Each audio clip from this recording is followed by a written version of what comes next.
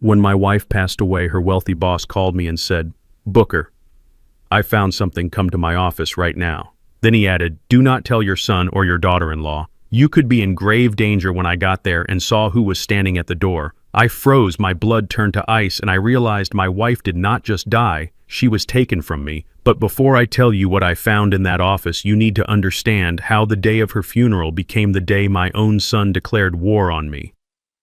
My name is Booker King, and I am 72 years old. I spent 40 years managing logistics in a warehouse, and before that I carried a rifle for this country. I know how to read a room, and I know when a storm is coming. But nothing prepared me for the storm that walked into St. Jude's Baptist Church that humid Tuesday morning. I sat in the front pew, staring at the mahogany casket that held Esther, my Esther. We had been married for 45 years. She was a small woman with hands roughened by work, but a heart that could hold the world. For 3 decades, she had worked as the head housekeeper and personal assistant to Alistair Thorne, a man with more money than God, but who trusted only one person with his life, and that was my wife. The organ music was soft, a low hum that vibrated in my chest. The church was filling up with neighbors, people from the choir, and even some of Mr. Thorne's staff. Everyone was whispering respectful low tones. Everyone except the 2 people who should have been sitting right next to me. My son Terrence and his wife Tiffany were late, not 5 minutes late, 40 minutes late. The service had already begun when the heavy oak doors at the back of the sanctuary banged open. I did not turn around, but I did not have to. I heard the sharp clack of high heels against the stone floor echoing like gunshots in a library. Heads turned. I could feel the collective intake of breath from the congregation. I kept my eyes fixed on the flowers atop Esther's casket. White lilies, her favorite. Then I smelled them before I saw them. A cloud of expensive cloying perfume that smelled like desperation and money mixed with the stale scent of cigarettes. Terrence slid into the pew beside me. He was wearing a bright cream-colored suit that looked like something a pimp would wear to a nightclub, not a son to his mother's funeral. He did not touch my shoulder. He did not squeeze my hand. He did not even look at the casket. He pulled out his phone. The screen lit up in the dim church, illuminating his face. He was texting. His thumbs moved furiously and his jaw was tight. I glanced sideways. I saw the sweat beading on his forehead. It was not from grief. It was the cold sweat of a man cornered.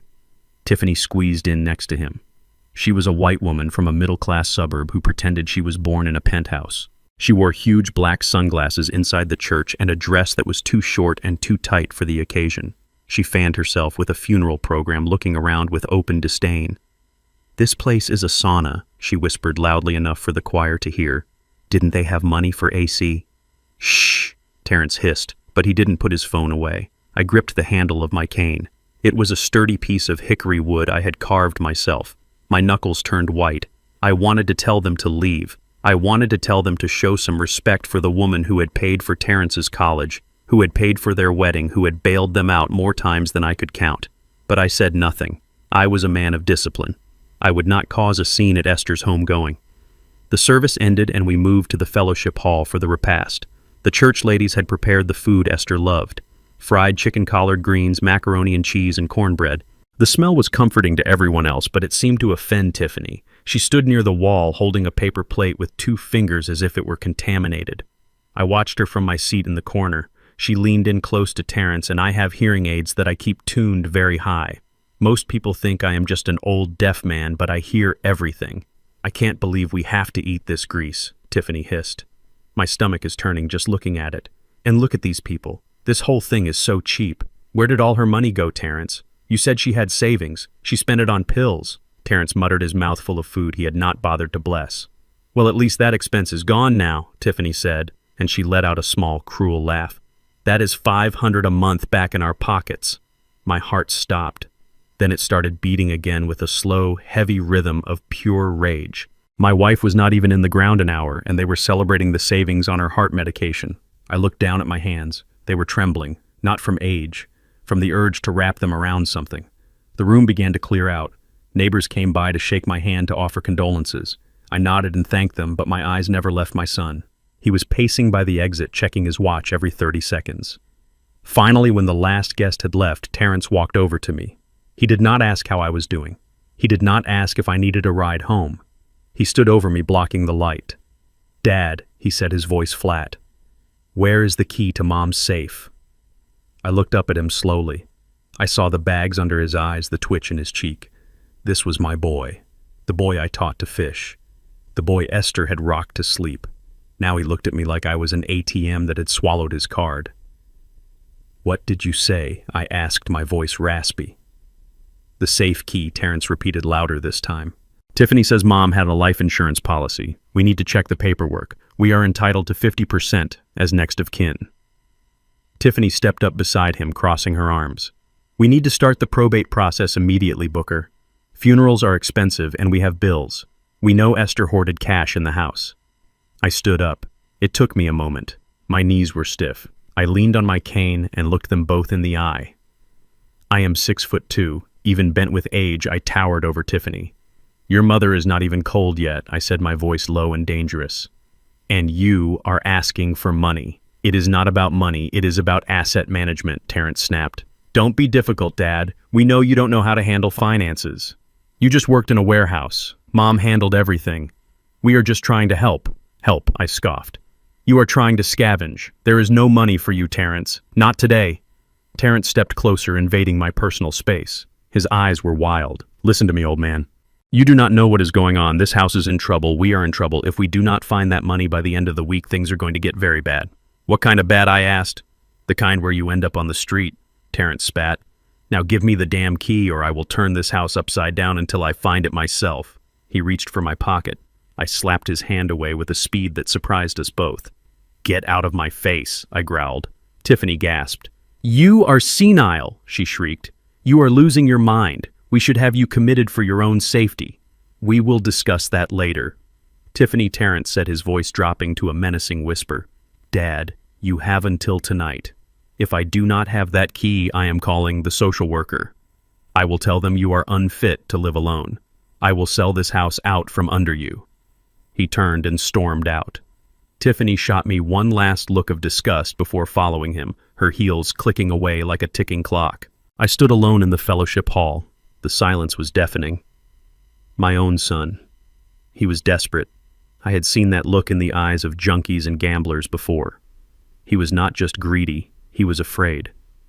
Suddenly my phone buzzed in my breast pocket. I pulled it out. My hands were shaking so bad I almost dropped it. The screen was cracked, but I could read the name clearly. Mr. Alistair Thorne, Esther's boss, the billionaire who hadn't left his estate in 5 years. Why was he calling me? I answered. Booker. His voice was not the smooth, commanding baritone I remembered. It was jagged, breathless. "Mr. Thorne," I started. "Listen to me, Booker," he cut me off. "I was going through the safe Esther kept here at my private office. She left something, a ledger, and a recording." I frowned. "A recording. Booker, you need to come to my estate right now. Do not go home. Do not tell Terrence. Do not tell that woman he married. If they know what I know, you will not survive the night." "What are you talking about, Mr. Thorne? They did not just wait for her to die," Booker Thorne whispered. "They helped her along." The room spun. I grabbed the back of a chair to steady myself. "Come to the service entrance," Thorne said. "The gate is open. I have someone here you need to see." I hung up the phone. The grief that had been weighing me down evaporated. In its place was a cold, hard resolve. I walked out of the church and climbed into my rusted 1990 Ford pickup truck. It was old and ugly, but the engine was strong, and in the glove box wrapped in an oily rag was my old service pistol. I checked the chamber, loaded. I was not just a widower anymore. I was a soldier entering enemy territory. And my son was the target. If you want to know what I found in the billionaire's office that made me almost drop my cane hit that like button, and let me know in the comments where you are watching from, because this story is about to get a lot darker. I told Terrence I had to go see the pastor to settle the final bill for the service. It was a lie, but lies were the only currency my son understood anymore. I grabbed my keys from the hook by the door, but before I could turn the handle, a manicured hand slammed against the wood, blocking my path. It was Tiffany. She was still wearing that black dress that was too tight, and her eyes were hidden behind those ridiculous sunglasses, even though we were inside a dim hallway. She held out a palm, her fingers wiggling expectantly. "Where do you think you are going, Booker?" she asked, her voice dripping with that fake sweetness that made my skin crawl. To pay the church, I said, keeping my voice flat. You are not going anywhere without leaving the credit card, she said, stepping closer. I need to go buy supplies for the guests who might drop by later. We need wine. We need decent cheese. Not that garbage the church ladies served. I looked at her. I really looked at her. I saw the way her eyes darted to my back pocket where my wallet was. She did not want cheese. She wanted to go to the mall. She wanted a new handbag to match her funeral attire. She wanted to swipe my card until the magnetic strip wore off, just like she had done to Esther for years. I reached into my pocket. Tiffany smiled a greedy little smirk that showed her teeth. I pulled out my wallet. Her hand twitched. I opened it and pulled out a single $20 bill. It was wrinkled and worn just like me. I let it drop from my fingers. It fluttered through the air and landed on the linoleum floor right between her expensive heels. Get some crackers, I said. Her mouth fell open. She looked at the money, then at me, her face turning a blotchy red. Is this a joke? She screeched. Do you know who I am? I know exactly who you are, I said, stepping forward. She flinched. For a second the mask slipped and I saw the fear. She scrambled back, stepping aside to let me pass while her eyes stayed glued to the $20 on the floor. She would pick it up. I knew she would. She would pick it up the moment the door closed because greed has no pride. I walked out into the humid afternoon air and climbed into my 1990 Ford pickup. The door creaked a mournful sound as I pulled it shut. The cab smelled of old leather and pipe tobacco. It was my sanctuary. The engine roared to life with a cough and a sputter, but it settled into a steady rhythm. This truck was like me, ugly on the outside, but it never quit. I backed out of the driveway, leaving my son and his wife to fight over the scraps in my house. As I drove down the street, the houses began to blur. I was not just driving to the other side of town, I was driving back in time. I thought about Esther. For 30 years, she had left our house at dawn and returned after dark. She took the bus to the north side to the gated estates where the driveways were longer than our entire block. She scrubbed floors, she polished silver, she organized lives that were not her own. To the world, she was just a housekeeper, a servant, invisible. But Esther saw everything. She knew where the skeletons were buried because she was the one dusting the closets. I gripped the steering wheel tighter, my knuckles popping. My son Terrence thought I was just a tired old man who moved boxes in a warehouse. He forgot what I did before the warehouse. He forgot that Uncle Sam sent me to a jungle halfway across the world when I was just 18. You learn things in war. You learn that the quietest moments are the most dangerous. You learn to watch the grass for movement that shouldn't be there. You learn that when the enemy smiles, he is usually holding a knife behind his back. I had been watching Terrence and Tiffany for months. I noticed the new watch Terrence wore that cost more than my truck. I noticed the way Tiffany stopped leaving receipts on the counter. I noticed the way Esther had grown quiet in the weeks before she died, her eyes darting to the phone every time it rang. I had been trained to spot an ambush, but I never thought the enemy would be sleeping in the guest bedroom. I merged onto the highway, the old Ford vibrating under my hands. I checked my mirrors constantly. Old habits die hard. No one was following me. Terrence was too busy trying to find the safe key to notice I was gone. I took the exit for Highland Park. The air changed here. It smelled of fresh-cut grass and old money. The fences grew higher. The gates became more elaborate. I pulled up to the massive iron gates of the Thorne estate. A security camera buzzed and turned toward me. I rolled down the window. Booker King, I said. The gate clicked and swung open silently. I drove up the winding paved driveway lined with oak trees that were older than the country itself. My rusted truck looked like a stain on a white sheet against the pristine landscaping. I parked next to a silver Rolls Royce. The contrast would have made a lesser man feel small. It just made me feel focused. I got out and adjusted my suit jacket. It was a cheap suit bought off the rack 10 years ago, but I wore it with the posture of a man who answers to no one. The front door opened before I could knock. Alistair Thorne stood there. He was 80 years old, confined to a wheelchair, his body withered by time and illness, but his eyes were as sharp as broken glass. He wore a velvet smoking jacket and a silk scarf. He did not look at me like the help. He did not look at me like a charity case. He looked at me like a man who was about to go into battle and was glad to see another soldier. "Booker," he said, his voice raspy but firm. "Mr. Thorne." I nodded. He extended a hand. It was thin and trembling, but his grip was surprisingly strong. We did not shake hands like businessmen. We clasped hands like brothers. "I am sorry about Esther," he said. She was the finest woman I ever knew. Better than me, better than all of us. Thank you, sir, I said, my throat tight. Come inside, Thorne said, spinning his wheelchair around. We do not have much time. Your son will figure out you are gone soon. I followed him into the foyer. The floors were marble. The ceilings soared 20 feet high. It was a palace. But it felt cold, empty. Esther had been the warmth in this house. Without her, it was just a museum. We went past the grand staircase, past the formal dining room where a long table sat empty, and down a hallway lined with portraits of dead ancestors who looked down at me with disapproval. I stared right back at them. I had buried more men than they had ever met. Thorne led me to his private study at the back of the house. It was a room I had never been in. The walls were lined with leather-bound books. The air smelled of cedar and brandy. The heavy velvet curtains were drawn, blocking out the afternoon sun, casting the room in shadow. But we were not alone. Standing by the fireplace was a man I did not recognize. He was tall, wearing a trench coat that looked like it had seen better days. He had a scar running down his cheek and eyes that looked like they had seen the bottom of a bottle and the bottom of humanity. Booker, this is Mr. Vance, Thorne said. He is a private investigator. Esther hired him 2 months ago. My heart skipped a beat. Esther hired a PI. Why? Vance nodded at me. He didn't smile. He looked at me with a mixture of pity and respect. Please sit down, Thorne said, gesturing to a heavy leather chair in front of his massive oak desk. I sat. The leather creaked. I felt like I was sitting in the electric chair waiting for the switch to be thrown. Thorne wheeled himself behind the desk. He placed his hands on a stack of items sitting in the center of the green blotter. There was a small black leather journal. I recognized it immediately. It was Esther's prayer journal. She carried it everywhere. And next to it was a thick envelope filled with photographs. I found this in the safe Esther kept here, Thorne said softly. She had her own combination. I never asked what was in it. I trusted her completely. But after she passed, I knew I had to look. I had to make sure her affairs were in order. He pushed the journal toward me. Open it, Booker. Read the last entry.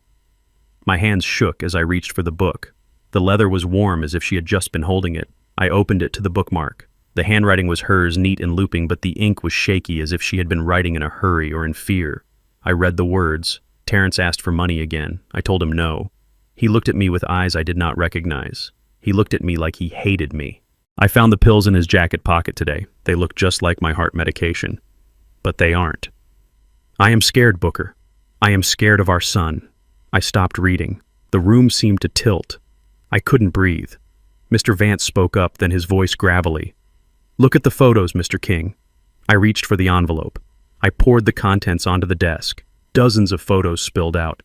They were grainy, taken with a long-range lens, but the subjects were clear. There was Terrence. He was standing in an alleyway talking to a man with tattoos on his neck.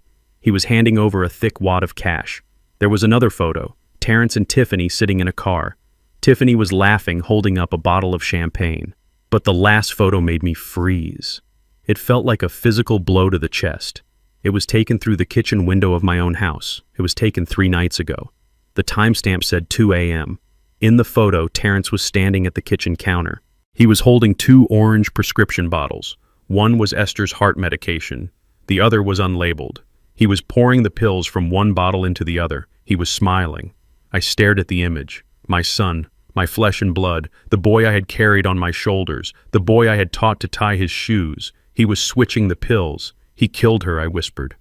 The words felt like gravel in my mouth. He killed his own mother. Thorne leaned forward, his face grim.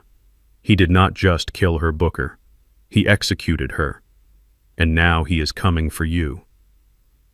Why, I asked, looking up, my eyes burning but dry. Why would he do this? Thorne pointed to the journal again. Turn the page, Booker. Look at what she was hiding from you. Look at what she was hiding from everyone. I turned the page, and there, pasted into the book, was a bank statement. The balance was not a few $1,000s. It was not even $100,000. It was $3 million. My Esther, the housekeeper. The woman who clipped coupons and darned my socks. She was a millionaire. And Terrence knew. The realization hit me with the force of a freight train. He didn't kill her because he hated her. He killed her because he was greedy. He killed her for a payday. I stood up. The chair fell backward with a crash. I am going to kill him, I roared. I reached for my back waistband where the cold steel of my pistol pressed against my spine. I am going to go back there and I am going to put a bullet in his head. No, Thorne shouted. His voice cracked like a whip. I stopped, panting my hand on the gun.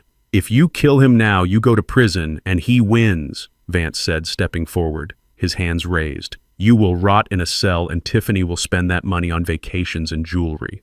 Is that what Esther would want? I looked at the photo of my son. The monster. Then what do? I asked, my voice breaking. We trap him, Thorne said.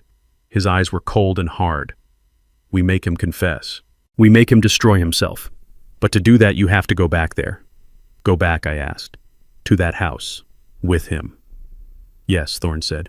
You have to go back. You have to play the grieving, confused old man. You have to make him think he has won. You have to make him think you are weak.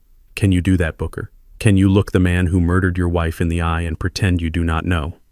I looked at the journal. I looked at the photos. I thought about Esther. I thought about the fear she must have felt in those final days.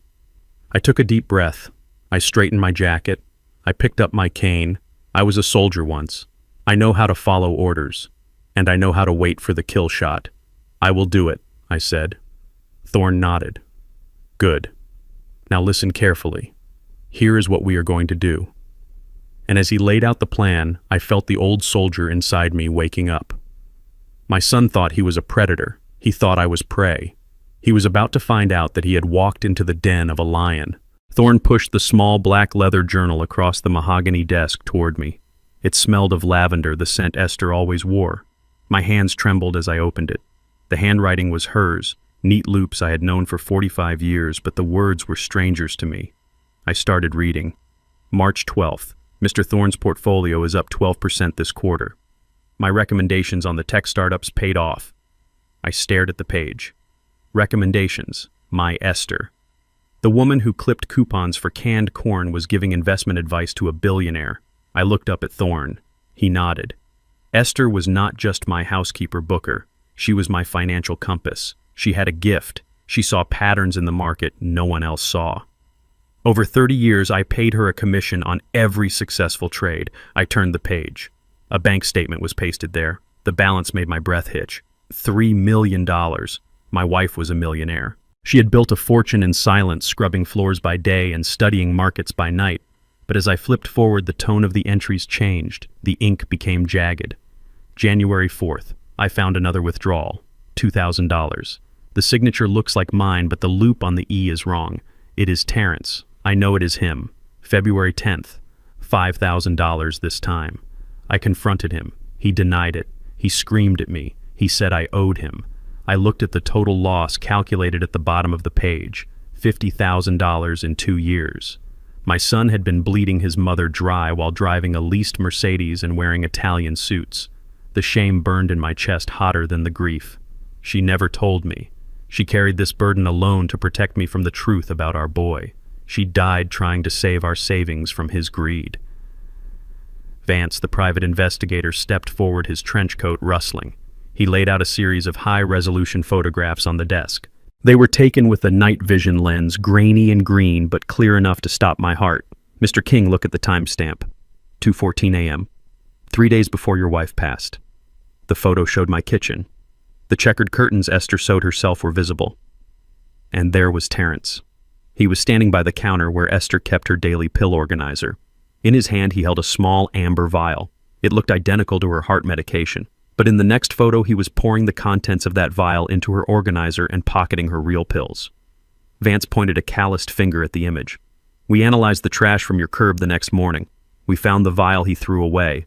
It did not contain beta blockers. It contained a concentrated stimulant, a high-grade amphetamine mixture, dangerous enough to cause cardiac arrest in a healthy man, fatal for someone with your wife's condition. Thorne spoke up, his voice like gravel. It was not a heart attack, Booker. It was murder. Calculated, cold-blooded murder. He waited until her prescription was low, then he made the switch. He knew exactly what he was doing. He watched her take those pills. He watched her die. And he did it for money. He did it because she was about to cut him off. I looked at the photo of my son. His face was illuminated by the refrigerator light. He was not crying. He was not hesitating. He was smirking. The monster who lived in my house. The boy I taught to ride a bike. He had poisoned the woman who gave him life because he wanted a payout. He traded his mother's life for a gambling debt. It was not natural causes. It was an execution carried out in our own kitchen. A sound escaped my throat.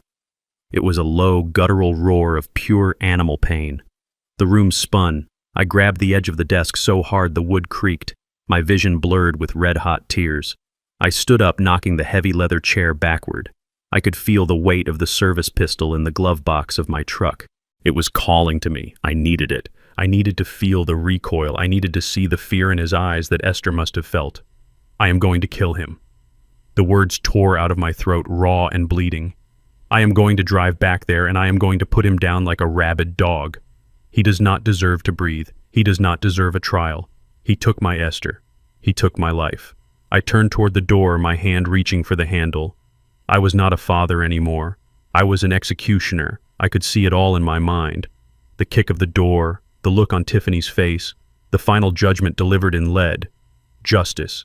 Immediate and permanent. My blood was boiling, screaming for vengeance. Stop! Thorne's voice cracked through the air like a whip. He slammed his hand on the desk. Booker, stop.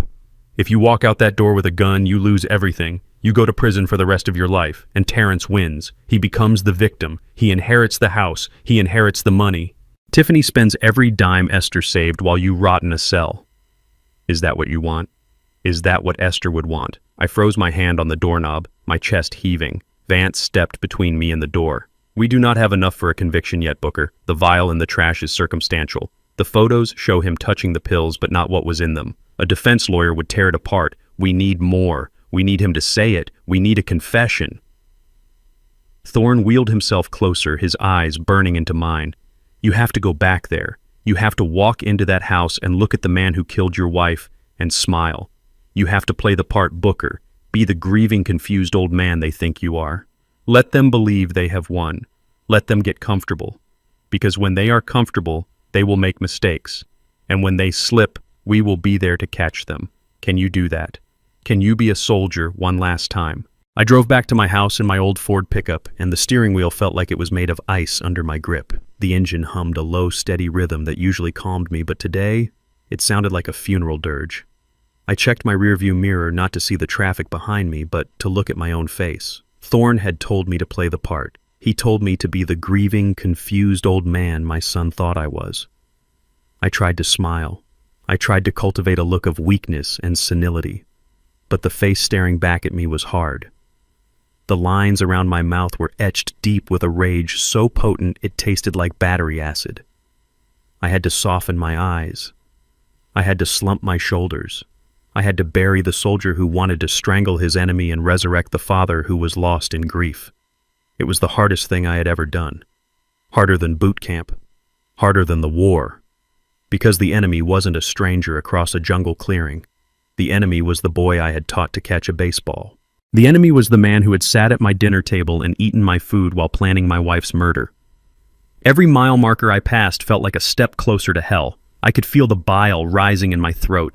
The sheer physical disgust of facing him was almost overwhelming. I wanted to turn the truck around. I wanted to keep driving until the gas ran out, but I couldn't. Esther needed me. Justice needed me. I pulled into the driveway and turned off the engine. I sat there for a moment, breathing in the scent of old tobacco and dust, gathering the strength to walk into the house that was no longer a home. I stepped onto the porch, and the front door was already ajar. My heart hammered against my ribs, not from fear, but from the violation of it. This was Esther's sanctuary. She kept it spotless. She kept it sacred. Now the door hung open like a broken jaw. I stepped into the foyer, and the sound hit me first. It was a tearing sound, wet and sharp, like flesh being ripped from bone. I walked into the living room and stopped. The air was thick with dust and feathers. Tiffany was on her knees in the center of the room. In her hand, she held a yellow box cutter. She was attacking Esther's favorite floral sofa, the one she had saved for 3 years to buy. Tiffany was slashing the cushions open one by one, plunging her hands into the stuffing and ripping it out in great white handfuls. She looked like a wild animal. Her hair was wild, her dress was stained with dust, and she was muttering to herself, "Where is it? Where is the cash?" She did not even see me. She tossed a cushion aside and stabbed the back of the sofa, slicing the fabric with a violent hiss. The floor was littered with papers, books pulled from shelves, and shattered knickknacks. It looked like a tornado had touched down inside my living room. But then I heard another sound coming from down the hall. A high-pitched mechanical whine, a drill. My stomach dropped. The master bedroom. Our bedroom. I walked down the hallway, my cane tapping softly on the hardwood. The pictures on the walls were crooked. Our wedding photo was lying on the floor, the glass cracked over Esther's smiling face. I stepped over it, careful not to crush her image. The whining sound grew louder, grinding against my nerves. I pushed open the bedroom door. The room was unrecognizable. The dresser drawers were pulled out and dumped on the bed. Esther's clothes, her Sunday dresses, her nightgowns were trampled underfoot. And there in the corner was Terrence. He was sweating through his cream-colored suit. He was holding a heavy-duty power drill, pressing it with all his weight against the small wall safe Esther had hidden behind the painting of the Last Supper. The painting was thrown in the corner. Terrence was grunting, his face twisted in a mask of pure greed. He leaned into the drill, the bit screeching against the metal lock. Smoke rose from the friction, filling the room with the smell of burning steel. He wasn't looking for documents. He wasn't looking for keepsakes. He was looking for the payout he believed he was owed. I needed to get his attention. I needed to stop the desecration before I lost control and did something that would ruin the plan. I let my body go slack. I allowed my knees to buckle slightly. I loosened my grip on my hickory cane and let it fall. It hit the floor with a loud clatter that cut through the noise of the drill like a gunshot. Terrence jumped. The drill slipped, screeching across the metal door of the safe and gouging the wall. He spun around, wild-eyed. His chest was heaving. His eyes were red-rimmed and frantic. He looked at me, and for a second he didn't see his father. He saw an intruder. He saw an obstacle. Then recognition dawned, but it brought no shame, only anger. He dropped the drill onto the pile of Esther's clothes. He pointed a shaking finger at the open safe. "It is empty," he screamed, his voice cracked with hysteria. "Empty. There is nothing in here but dust. Where is it? Where is the money? Where are the bonds?" I stared at him, letting my mouth hang open slightly, feigning the confusion of a man whose world has stopped making sense. I leaned against the doorframe, clutching my chest as if my heart were failing. I did not speak. I just looked at the empty safe, then back at him, letting the silence stretch, letting his panic grow. He kicked the bed frame hard. "Don't look at me like that, old man," he shouted. "You knew, didn't you? You knew she moved it. You and her were always whispering, always hiding things from me." Terrence marched across the room, closing the distance between us in 3 long strides. He was big. He had played football in high school, and he used that size now to intimidate. He grabbed the front of my jacket, bunching the cheap fabric in his fist, and shoved me back against the doorframe. His face was inches from mine. I could smell the stale alcohol on his breath mixed with the acrid scent of his fear. He reached down and picked up the power drill again. He revved it once, the sound sharp and menacing right next to my ear. He held the spinning bit inches from my face. The metal blurred a gray spiral of potential violence. "Tell me," he hissed, his spit landing on my cheek. "Tell me where the old hag hid the money, or I swear to God I will drill the answer out of your skull. Speak, old man. Where is the inheritance?" The drill bit spun inches from my nose, a blur of gray steel that smelled of ozone and violence. Terrence was breathing hard, his eyes wide with a madness that had consumed him whole. I felt the heat radiating from the motor against my cheek. My heart was already hammering against my ribs, a frantic rhythm of adrenaline and fear, but I knew I had to weaponize it. Thorne's words echoed in my mind, clear and commanding. "Buy time, Booker. Play the victim. Do not let him kill you before we have the proof." I looked into my son's eyes, and I saw no recognition there, only the cold stare of a stranger who wanted something I possessed. He shouted again, demanding the location of money that didn't exist in that safe. I knew if I stayed standing, he would use that drill. He was past the point of reason. I let my eyelids flutter. I allowed my jaw to go slack.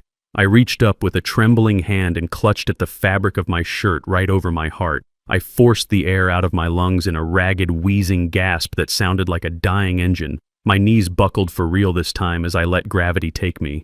I slid down the doorframe, my back scraping against the wood until I hit the floor with a heavy thud. I curled into myself, groaning low in my throat, my hand clawing at the carpet. It wasn't entirely acting. The stress, the grief, the sheer physical threat had spiked my blood pressure to dangerous levels. I could feel the room spinning. Terrence stepped back, the drill still whirring in his hand, his expression shifting from aggression to sudden panic. He wasn't worried about losing his father. He was worried about losing the combination to the safe. He backed away, the tool winding down with a mechanical whine, leaving a ringing silence in the room broken only by my staged, desperate gasps for air.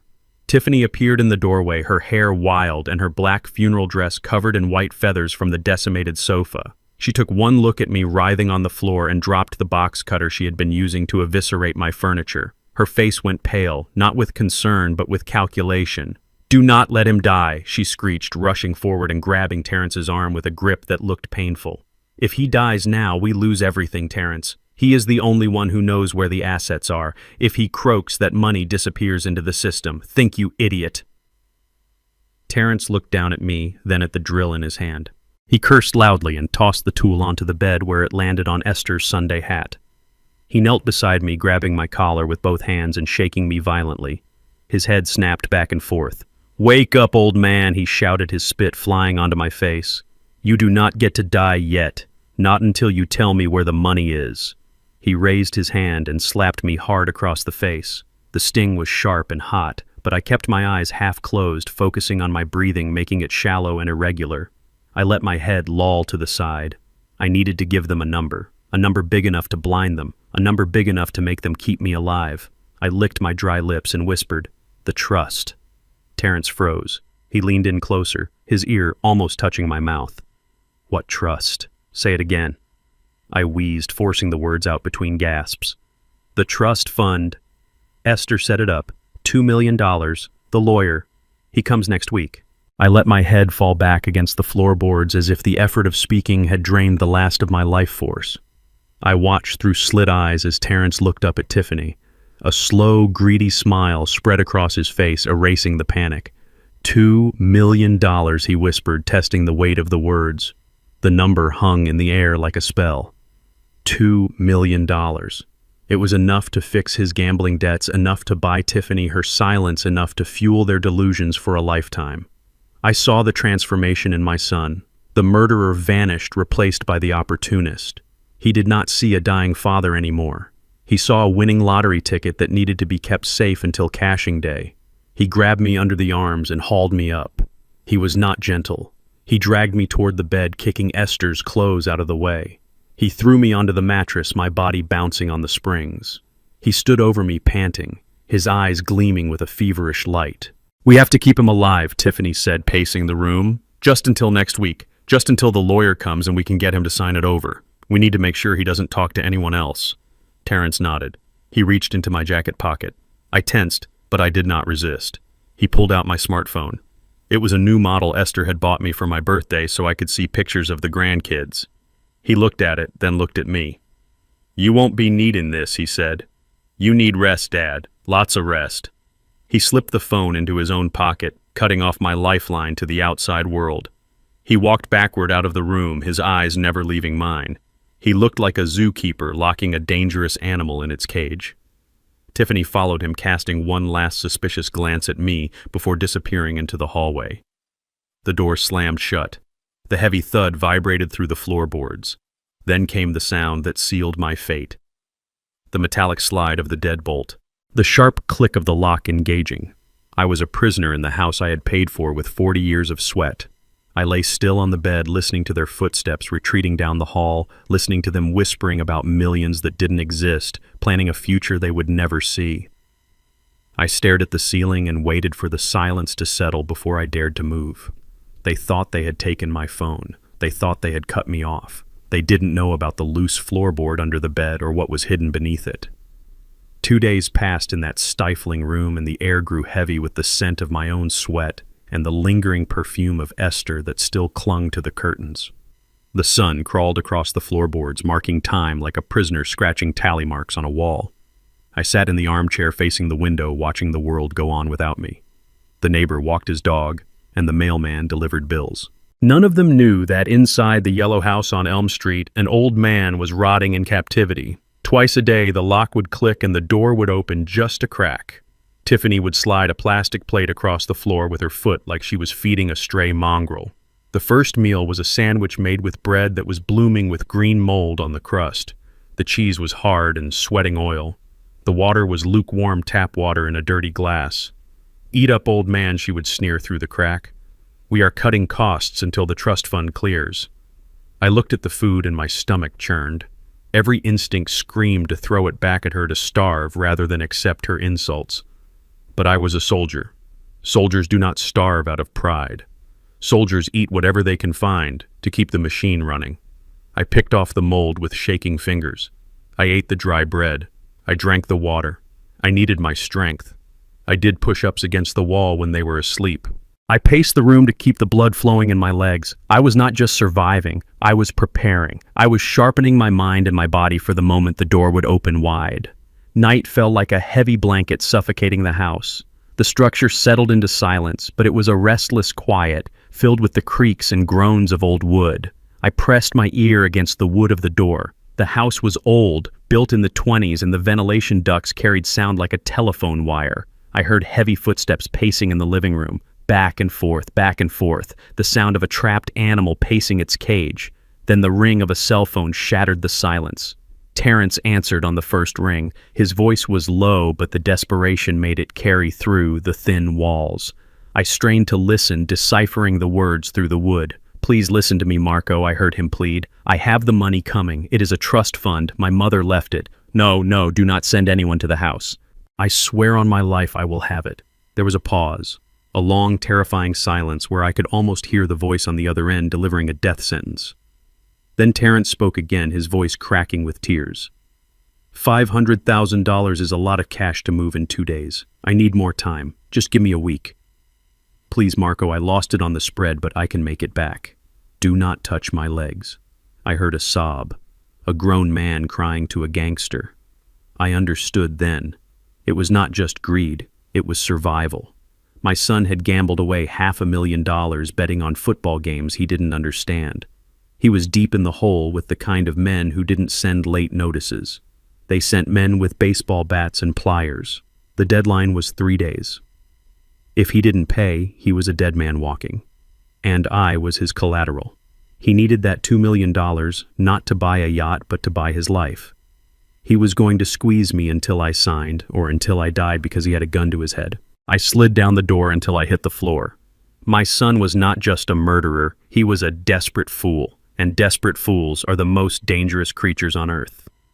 I waited until I heard Terrence pass out on the couch, the clinking of a bottle against a glass telling me he was drinking away his terror. I crawled toward the bed. Esther had been a brilliant woman. She anticipated storms before the first cloud appeared. Years ago, when Terrence first started stealing small amounts, she hired a carpenter to install a false bottom in the floorboard under her side of the bed. She told me it was for jewelry. I knew it was for emergencies. I pushed the heavy mattress aside with a grunt. My muscles burned, but I ignored the pain. I found the loose board and pried it up with the handle of a metal spoon I had hidden from my dinner tray. Inside, wrapped in oilcloth, lay my salvation. A Nokia brick phone fully charged and turned off, and beside it the cold, heavy weight of a .38 snub-nose revolver. I checked the cylinder.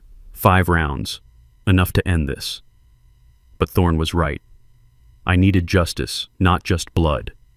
I turned on the phone.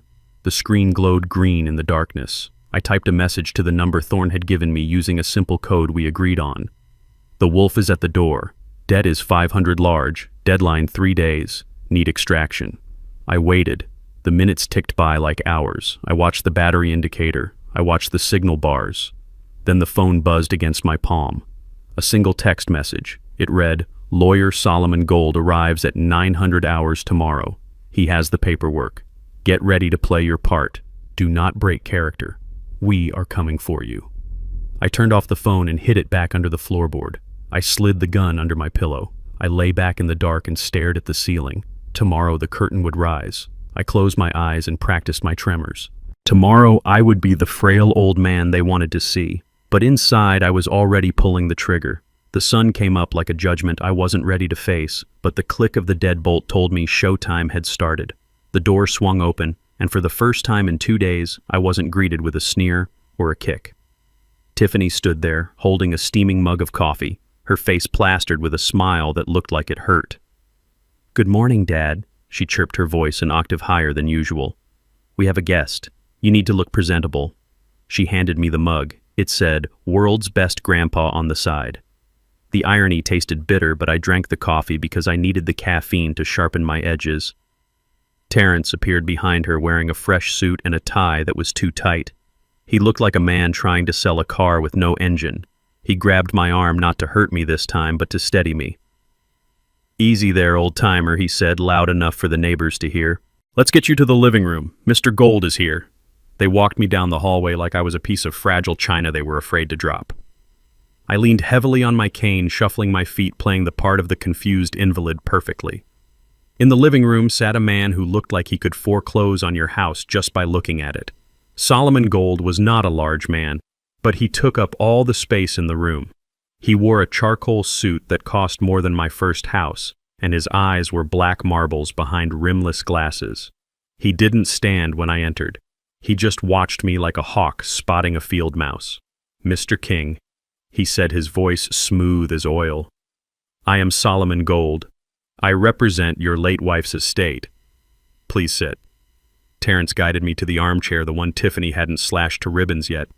He sat next to me, perched on the edge of the cushion, his knee bouncing with a nervous energy that shook the floorboards. Tiffany sat on the arm of his chair, playing the devoted daughter-in-law. We were a picture-perfect family if you ignored the smell of desperation and the hidden gun under my mattress. Gold opened a leather briefcase and pulled out a single thick document bound in blue paper.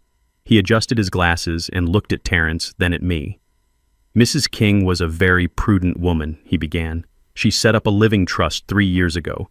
The assets within that trust, including the investment portfolio and the offshore accounts, total approximately $3 million. Terrence made a noise in his throat like a dying engine. His eyes bulged. $3 million. He looked at Tiffany, and I saw the greed wash over them, erasing the fear for a split second. Gold continued ignoring my son's reaction. According to the terms of the trust upon her death, the entirety of the estate transfers to her husband, Booker King. Terrence nodded eagerly, reaching out to pat my shoulder. "That is right," he said, his palm sweating against my jacket. "Dad is the beneficiary. We are just here to help him manage it." Gold raised a hand, stopping him. "There is a condition, Mr. King."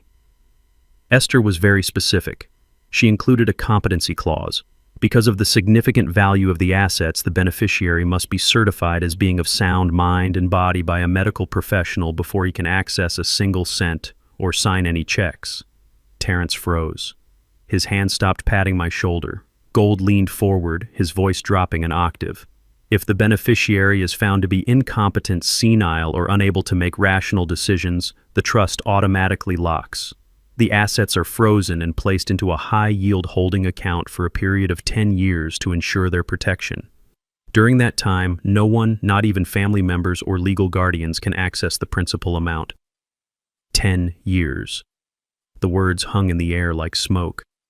I watched the blood drain from Terrence's face. He didn't have 10 years. He didn't have 10 days. He had Marco and the guys with baseball bats waiting for him. He needed that money today. The trap Thorne and I had built was simple. We knew they wanted to declare me incompetent to steal the money, so we made competence the key to the vault.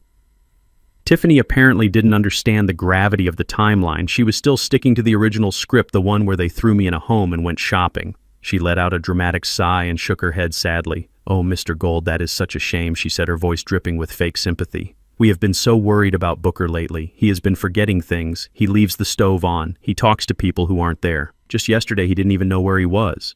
I don't think he can pass a competency test. It might be best for everyone if we just accept that the trust needs to be frozen, or maybe you can transfer guardianship to Terrence." She looked at Gold, expecting him to nod sympathetically. Instead, Gold started to close the folder. "I see," he said, reaching for the clasp. "If that is the case, I will have to file the paperwork to lock the assets immediately. It is for his own protection, of course. We can revisit the status of the trust in a decade." The lock clicked shut. The sound was like a gunshot to Terrence. He jumped up from his chair, knocking Tiffany sideways.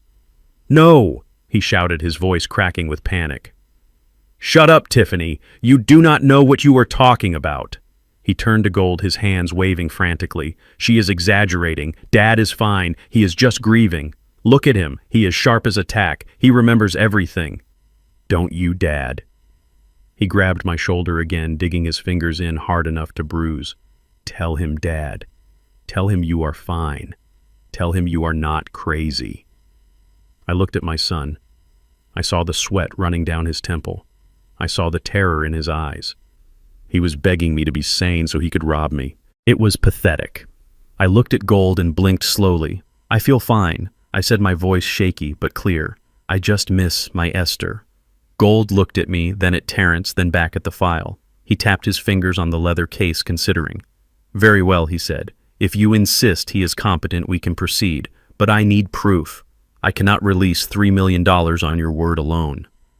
He pulled a card from his pocket. "I have scheduled a comprehensive medical evaluation for tomorrow morning at 9. It is with an independent physician. If Mr. King passes, he gets the checkbook. If he fails, the vault locks for 10 years. Do we have an understanding?" Terrence let out a breath that sounded like a sob. "Yes," he said, wiping his forehead with his sleeve. "Yes, we understand. Dad will be there. He will pass. I promise." Gold stood up and buttoned his jacket. "Good day, gentlemen." He walked out the door, leaving a silence behind him that was heavy with threat. Terrence turned to me. The panic was gone, replaced by a cold, dark resolve. He smiled, and it was the smile of a wolf looking at a lamb. "You are going to be the healthiest man in the world tomorrow, Dad," he whispered. "I am going to make sure of it." Night fell over the house like a shroud, and the air inside grew thick with the smell of roasting meat and impending violence. For the first time in the 10 years she had lived under my roof, Tiffany was cooking. She was not heating up takeout. She was not throwing frozen nuggets into the microwave. She was actually cooking.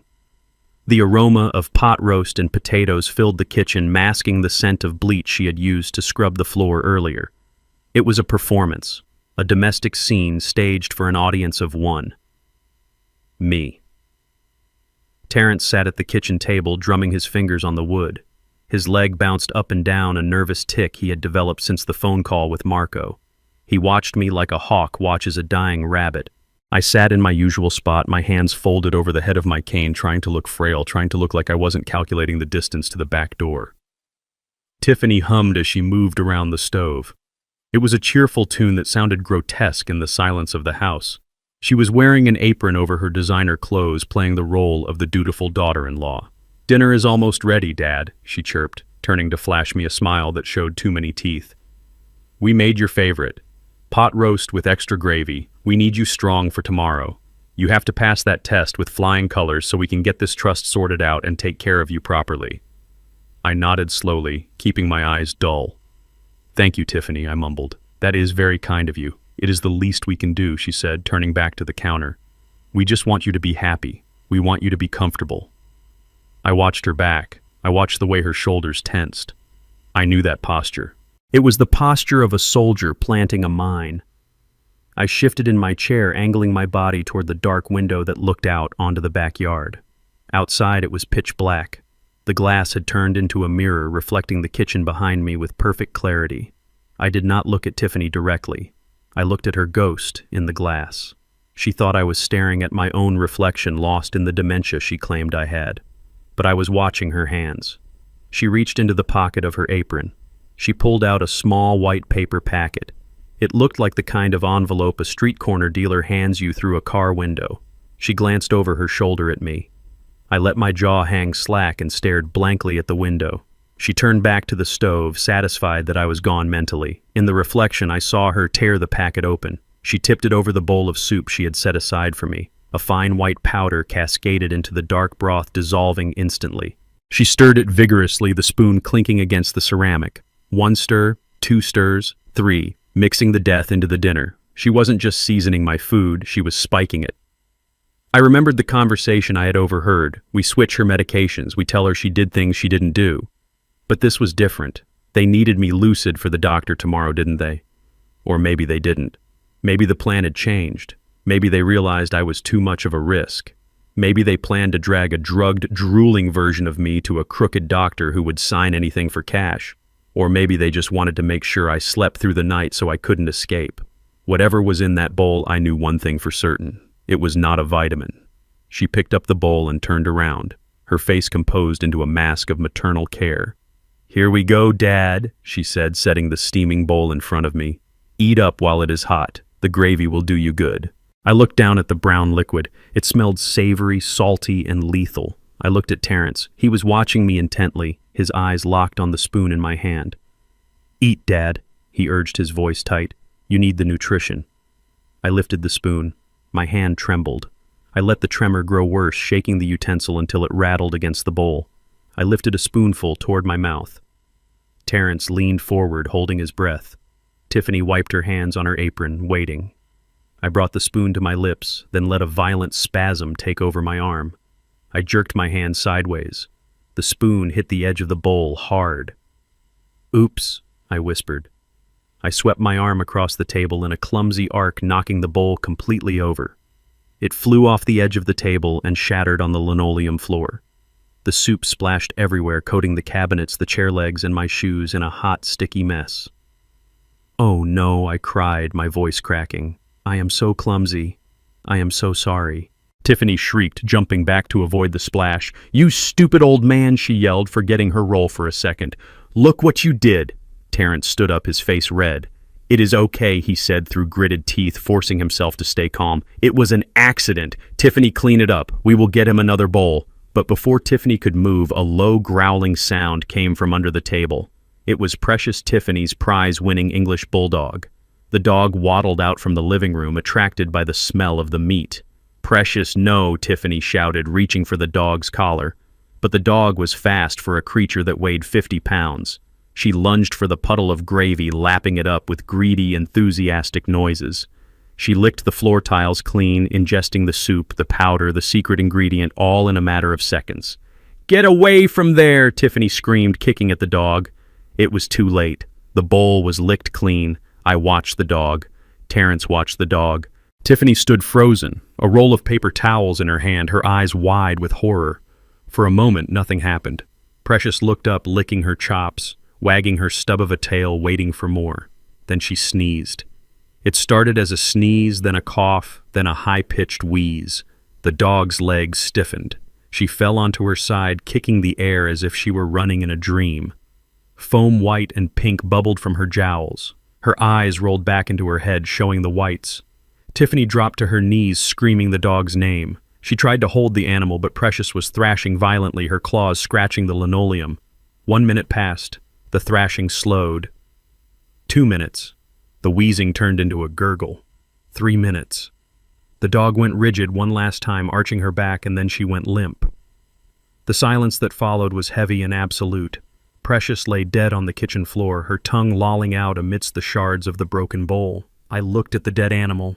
Then I looked up at my son. "What happened to the dog, Terrence?" I asked, my voice trembling with a fear that I didn't have to fake. "Why did she die?" Terrence stared at the dog, his face draining of color until he looked like a corpse himself. He looked at the empty packet peeking out of Tiffany's apron pocket, then back at the dead animal. He swallowed hard. "She had a cold," he whispered, his voice barely audible. "She was sick." "It was just a seizure, Dad. Just a cold." He lied. I knew he lied. And looking into his terrified eyes, I knew he knew that I knew. That soup wasn't meant to help me sleep. It wasn't meant to make me compliant. It was meant to stop my heart. The sun rose gray and sickly over the city, matching the feeling in the pit of my stomach. I had survived the night by pushing a heavy dresser in front of my bedroom door and sleeping with one eye open, my hand under the pillow gripping the cold steel of my revolver. But morning brought a new danger.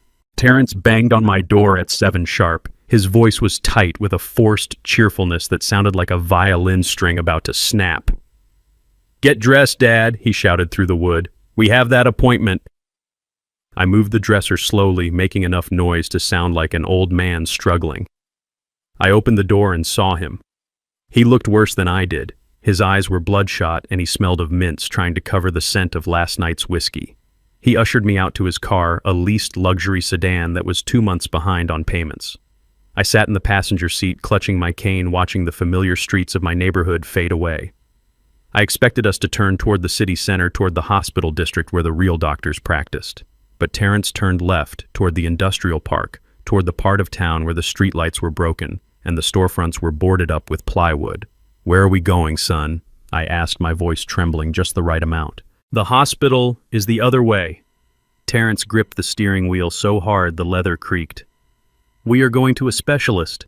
Dad, he said, his eyes fixed on the road. A private practitioner. He is the best. He will get you that certificate in no time. I looked out the window at the graffiti-stained walls and the piles of trash on the curb. A specialist. Sure, a specialist in back alley abortions and no questions asked stitching. We pulled up to a brick building that looked like it had been condemned 10 years ago. There was no sign, just a metal door with peeling green paint. Terrence hurried me out of the car, looking over his shoulder as if he expected the devil himself to be following us. We walked inside. The waiting room smelled of mildew and stale cigarette smoke. There were no magazines. There was no receptionist, just a flickering fluorescent light that buzzed like a dying fly. A door opened and a man stepped out. He was wearing a white coat, but it was stained yellow at the cuffs. He was short, balding, and sweating profusely despite the chill in the room. I recognized him. Not as a doctor, but from the photos Vance had shown me. This was Doc Miller, a disgraced veterinarian who had lost his license for selling ketamine to local dealers. He was Terrence's poker buddy. "Ah," Mr. King, Miller said, wiping his damp hands on his coat. "Please come in. We have everything ready." I shuffled into the examination room. It was filthy. The exam table was covered in a sheet that looked like it hadn't been changed in a week. There were no diplomas on the wall, just a calendar from an auto parts store.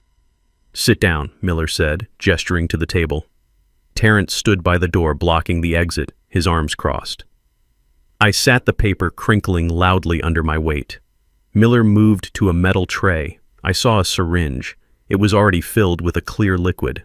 It was a large dose, too large for a vitamin B shot, too large for anything meant to heal. I watched him tap the barrel, flicking the air bubbles to the top. The liquid swirled, viscous and deadly. "What is that?" I asked, my eyes wide with feigned fear. "Just a vitamin cocktail," Miller said, his voice shaking slightly. "It will perk you up, get your blood flowing for the lawyer. It helps with memory." Terrence nodded from the doorway. "Take it, Dad. It is for your own good." I looked at the needle. Then I looked at Miller. I saw the tremors in his hands. I saw the way he licked his lips. He was terrified. He wasn't a killer. He was a desperate man doing a favor for a desperate friend. But a needle in the arm is just as deadly as a bullet in the brain. That liquid wasn't vitamins. It was likely a cocktail of adrenaline and digitalis, enough to simulate a heart attack in an old man with high blood pressure. It was the backup plan. Since the dog ate the soup, they decided to inject the poison directly. Miller approached me, the needle raised. "Roll up your sleeve, Mr. King," he said. I looked at Terrence. He was watching with a hunger that made my skin crawl. He wanted this over. He wanted his inheritance. I slowly began to unbutton my cuff. My movements were agonizingly slow. Miller shifted his weight impatiently. Come on," he muttered. I pulled my sleeve up, exposing the thin skin of my inner arm. Miller leaned in. He smelled of fear and antiseptic. He grabbed my arm to steady it. I let him find the vein. I let the tip of the needle hover millimeters from my skin. Then I moved, not with violence, but with intimacy. I leaned forward until my face was inches from his ear. I gripped his wrist with my free hand. My grip was not the grip of a frail old man. It was the grip of a man who had moved crates for 40 years. Miller froze. His eyes widened, meeting mine. "Doc." I whispered, my voice low and steady, completely devoid of the senile tremor I had been faking. "Before you push that plunger, you should know something. I sent a GPS pin to my fishing buddy about 20 minutes ago. He gets worried when I go to bad neighborhoods." Miller frowned, confused. "Your fishing buddy?" he asked. "Yes," I said, tightening my grip on his wrist until I felt his bones grind. "His name is Sheriff Patterson. He is on his way here right now to have a cup of coffee with us. And he is bringing the drug dogs." The color drained from Miller's face so fast I thought he might faint. The needle slipped from his fingers and clattered onto the metal tray. He jerked his arm back, breaking my hold, and stumbled away from me, crashing into a cabinet of glass jars. "Sheriff," he squeaked. "You called the sheriff." He turned to Terrence, his eyes bulging. "You said he was senile. You said he did not know what day it was. He knows the sheriff, Terrence. You brought a man who is friends with the cops to my clinic. Are you trying to get me killed?"